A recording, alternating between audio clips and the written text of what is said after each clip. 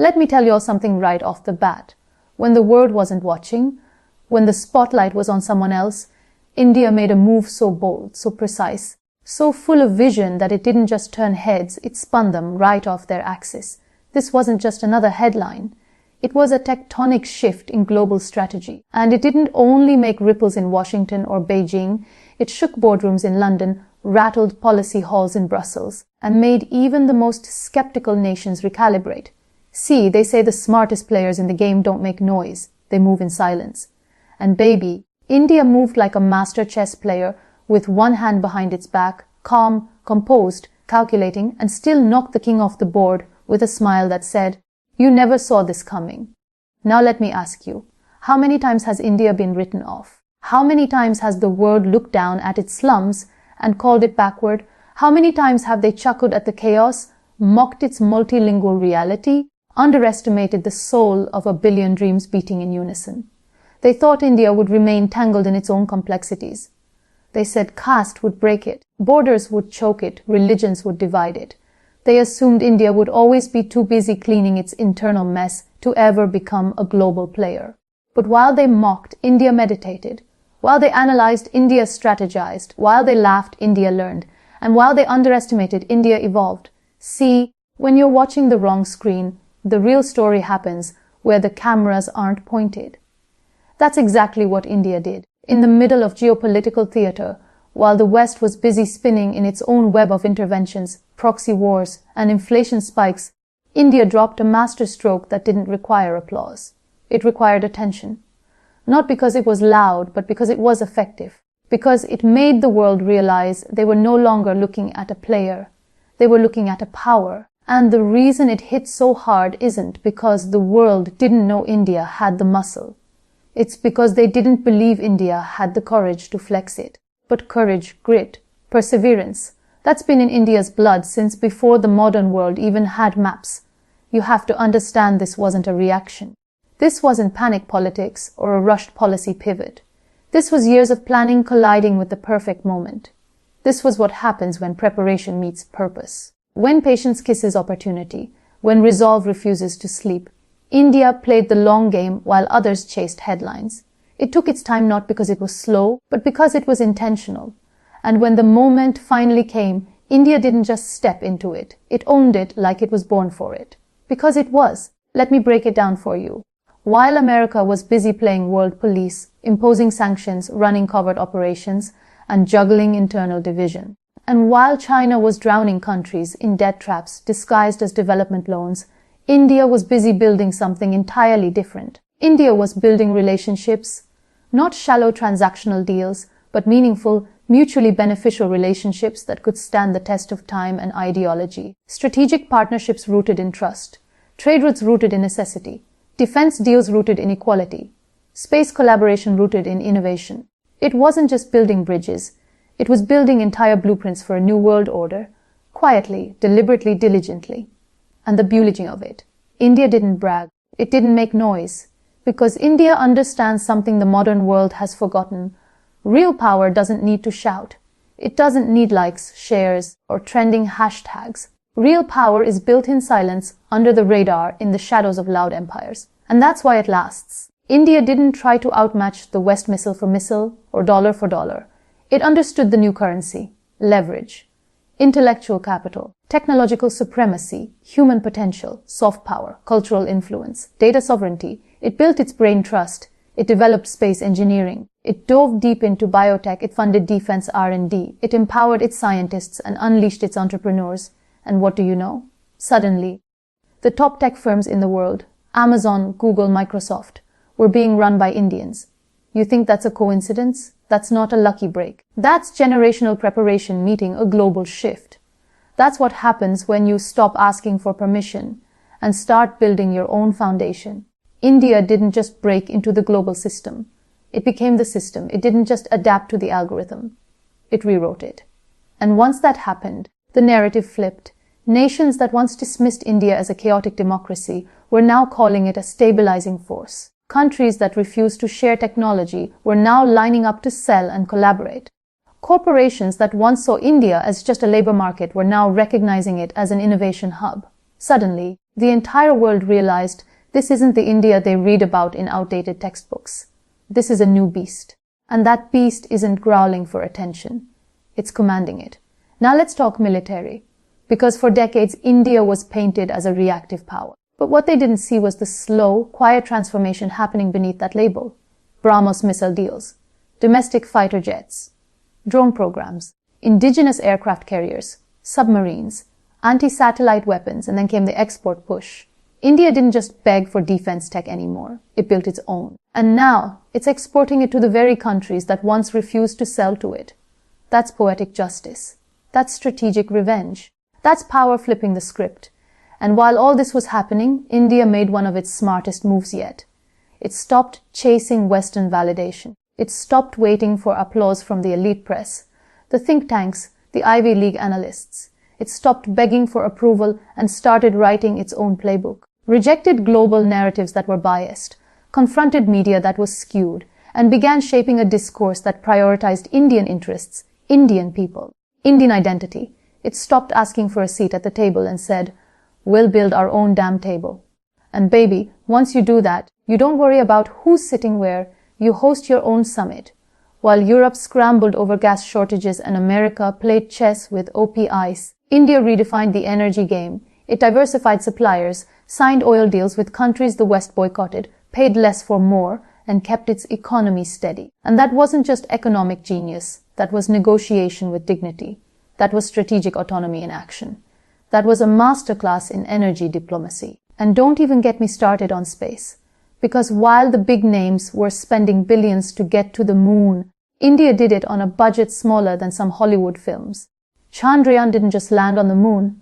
It landed India's flag on the map of nations with true cosmic ambition. That wasn't just scientific. It was symbolic. It declared to the world, we're not behind. We're just taking a different route. And sometimes the different road gets you further than the crowded one. But let's zoom out now, the move that shocked the world. It wasn't a flash in the pan. It was decades in the making. It was years of setbacks that became lessons. It was centuries of being underestimated that became fuel. It was a new mindset, a mindset not seeking charity but commanding respect. This isn't the India of the 90s begging for IMF loans. This isn't the India of the early 2000s waiting in line for trade approvals. This is a tiger, patient, focused, razor sharp, and now finally out of the cage. And when that tiger walks, the whole jungle listens. Some still mock, some still doubt. But to them I say, name one great power that rose without pain. America had its dark chapters. Europe had its wars and plagues. China had its revolutions and famines. And India had all that plus foreign occupation, partition, centuries of colonization. And still, it educated millions. Still, it launched moon missions. Still, it became the world's largest democracy. Still, it rose. That's not just resilience. That's legacy. That's legend. And India didn't rise by copying anyone else. It rose by being unapologetically itself. Diverse, vibrant, chaotic, unpredictable, emotional, soulful. That's the very essence of its magic. That's the chaos that births creativity. That's the madness that births innovation. That's the noise that masks a symphony. Every time they mocked, India made a move. Every time they doubted, India delivered. And every time they looked away, India laid another brick in the foundation of its future. And now that future is not knocking on the door, it's kicking it down. The world is watching, stunned, because while they were busy writing India off, India was writing its own destiny. With steel in its backbone, fire in its belly, and clarity in its mind. Because this new India isn't reacting to the world anymore. It's making the world react to it. Look at the geopolitical chessboard today. The United States now needs India not as an optional partner, but as a strategic necessity to balance the aggression of China. Russia leans toward India not just because of history, but because of balance. The Middle East is turning to India not out of ideology, but because of India's consistent neutrality, steady diplomacy, and growing economic clout. Europe needs India's market. Africa looks to India as a development partner that won't exploit but uplift. Southeast Asia sees India not as a rival but as a cultural sibling. This isn't influence. This is gravitational pull. This is what happens when a country doesn't play by anyone else's rules and instead defines its own terms. And those terms are rooted not in dominance, but in self-respect. India's strength lies in what others called its weakness, complexity, chaos, contradictions. But those aren't flaws, those are assets. Because where the world sees fragmentation, India sees layers. Where the world sees noise, India hears harmony. Where others see a mess, India sees a mosaic. And only a civilization that thrives in complexity can build systems that last. Only a nation born in diversity can manage diplomacy in a world that's rapidly dividing. India didn't need to erase its identity to be accepted. It amplified it. And now that cultural identity is being exported. Bollywood isn't just entertainment anymore. It's soft power. Yoga isn't just exercise. It's a way of life that brings in millions in wellness tourism and positions India as a spiritual guide. Ayurveda is redefining health beyond pills. Indian cuisine, Indian festivals, Indian clothing, Indian design.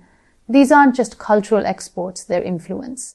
And in a world searching for meaning beyond consumerism, India's ancient wisdom is now being seen as the missing piece. India's rise is also psychological. It's the shift from apologizing to asserting, from waiting to leading, from listening to telling. The country that once waited for IMF certificates and Western validations now writes its own economic playbook. Digital infrastructure like UPI, Aadhaar, and Jan Dhan wasn't imported. It was invented in India for India. And now it's being showcased globally as a model. Imagine this. Villages in remote parts of the country connected to real-time banking, digital health services, educational platforms. That's not just progress. That's transformation.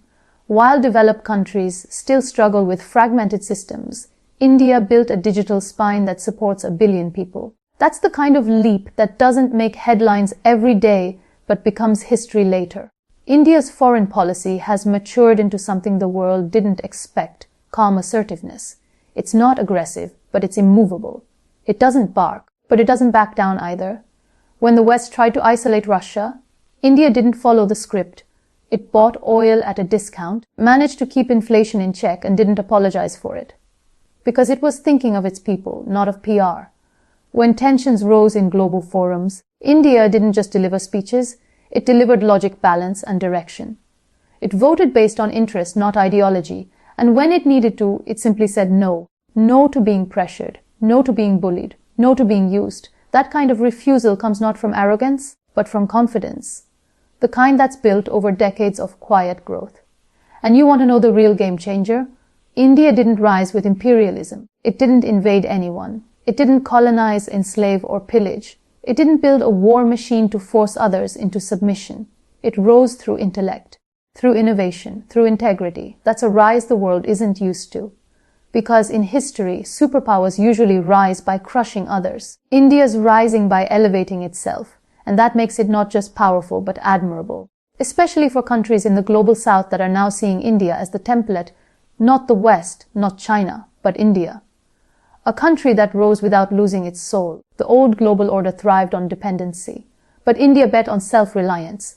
Make in India wasn't just a slogan. It became a manufacturing revolution. From mobile phones to fighter jets, from vaccines to semiconductors, India is building what it used to buy. And it's doing it with scale and quality. That's why foreign companies are shifting their factories to India. That's why the world's supply chains are now being recalibrated. Because India is reliable. It's resilient. It's redefined what emerging economy actually means.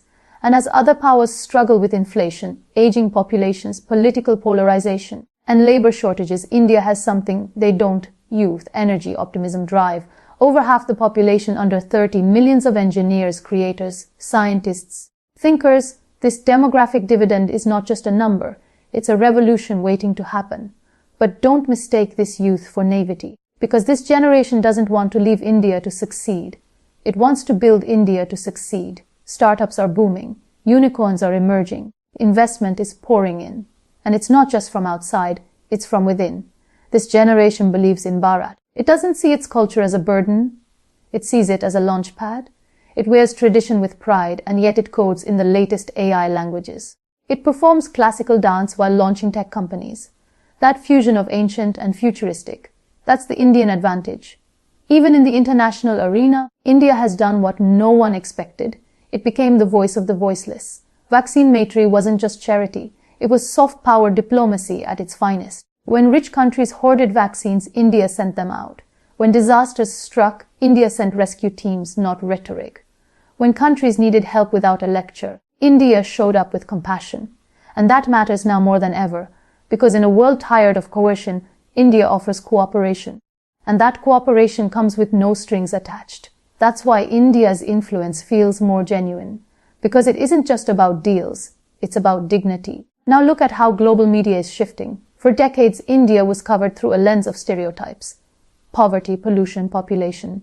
But today, even the biggest networks are being forced to shift their tone, because the reality is undeniable. You can't ignore a nation that's building billion-dollar startups every week. You can't mock a country that's landing on the moon's south pole. You can't dismiss a democracy that continues to thrive despite its diversity. The West, which once lectured India, now listens. The East, which once competed with India, now collaborates. The global South, which once waited for help, now looks to India for hope. This wasn't a PR miracle. This was a policy miracle. Years of careful groundwork, of building infrastructure, digitizing systems, deregulating industries, pushing reforms, and unleashing entrepreneurship. It's the long game, the hard game, the one with no shortcuts. And the most dangerous player is the one who plays long, because they don't panic, they prepare. They don't shout, they strike when ready. That's exactly what India has done. And this mindset didn't come from textbooks. It came from centuries of civilizational learning, from Vedas to space tech, from Upanishads to microchips, from temples to startups. India has always blended the material with the metaphysical. And that's what makes it unstoppable. Because when a country knows who it